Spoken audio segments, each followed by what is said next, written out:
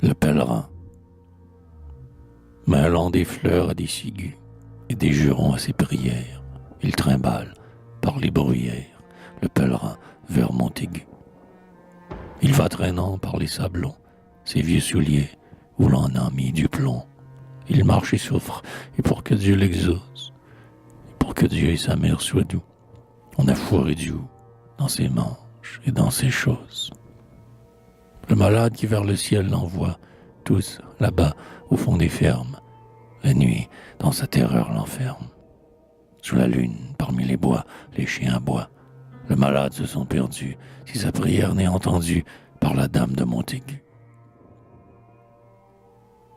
Quand il partit, le pèlerin, le clair matin, baptisait l'ombre avec de la rosée. Le coq chantait de sa voix angoissée. Le vieux chaudron qui bâle dans la tour disait bonjour au jour. Et les servantes molles bâillaient et s'étiraient encore dans les greniers où palpitaient au vent de folioles contre les carreaux d'or. Premier bourg qu'il traversa, le pèlerin surpris sur la place, chantait et trépignait la fête sous les rouges des conscrits. Il arborait des fleurs à leur casquette. Il saccageait avec des baisers gras et les doigts gourds le corsage des filles. Le pèlerin s'assit près d'eux, grave et tranquille, mais d'un seul coup, il but le verre qu'on lui tendit. Au second bourg, à l'église, sonnait midi. Une noce sortait de la ferme d'en face, en blouse roi des bleus, en souliers clairs. Des gars offraient le bras au commerce à l'as.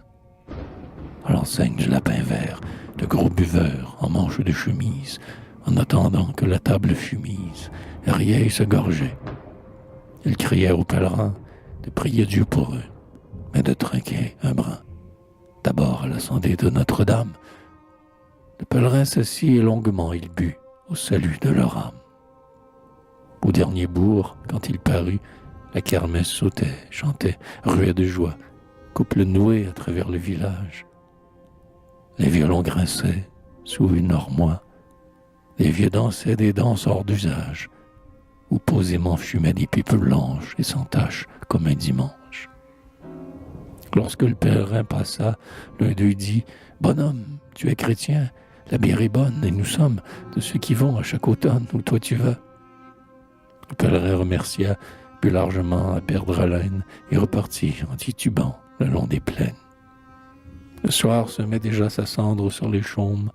Au loin s'arrondissait l'abside et le grand dôme, plein d'étoiles de Montaigu. Dans les fermes, les feux aigus des lumières brillèrent. Le pèlerin prit le chemin du cimetière. Et sans que nul ne vît sa marche et ses faux pas, il pénétra dans la chapelle qu'il referma. Notre-Dame régnait en robe de dentelle, avec des yeux de cire et des béquilles, et des plaques d'argent et des coquilles de nacre et d'or autour de son autel. Elle sourit à voir le pèlerin lui murmurer « Bonne mère de nos contrées, si je ne marche pas très droit, si mes yeux lourds ne voient que vaguement ton doux visage, c'est que je suis moins aisément un sage que toi, qui ne sors pas de ton dôme de feu. Certes, je me suis trop complu à boire un peu, mais il s'agit de mon maître et de son fils qui meurt, crachant le sang et les humeurs. La fièvre court par tout son être.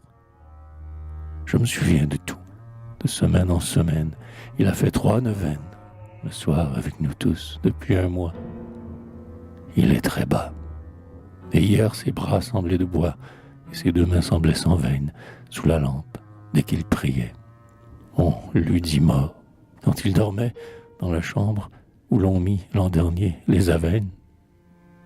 C'est à pleurer si l'on songe qu'il a déjà, en bien propre, 50 arpents de par sa mère, et que son père est vieux, comme un calvaire. Sainte Vierge, sois lui bonne, je parle bas, je ne t'affirme rien que la vérité franche. Tu peux tâter, j'ai conservé, malgré le mal que j'en aurai, le plomb dans mes souliers et le houx dans mes manches. Quand il sortit, le pèlerin heurta le sacristain qui accourait fermer le sanctuaire. La lune était levée. Les bruyères étaient pâles et bleues immensément de lieu en lieu. Il retourna sans trop savoir par quel chemin vers son village. Les angélus tintaient. Leur martelage frappait les écoulants des soives. Sa tête était calmée. Il entendit encore au fond des bourgs hurler les orgues d'or et trépigner la danse en sabots-lourds. Mais il reprit la route et resta sourd à l'appel fou des kermesses lointaines. Sur des feuilles, dans un fossé, les pieds en sang, les bras blessés, il s'endormit un peu. Les plaines glorifiaient le silence des nuits, et l'aube enfin parut, quand il revit la ferme où l'attendaient son maître et le malade. Un vieux berger qui menait en balade 4 dindons et 3 brebis cria soudain « Il est guéri, il est guéri, Notre-Dame fera le reste. » Le blanc meunier faisait des gestes par la lucarne du moulin.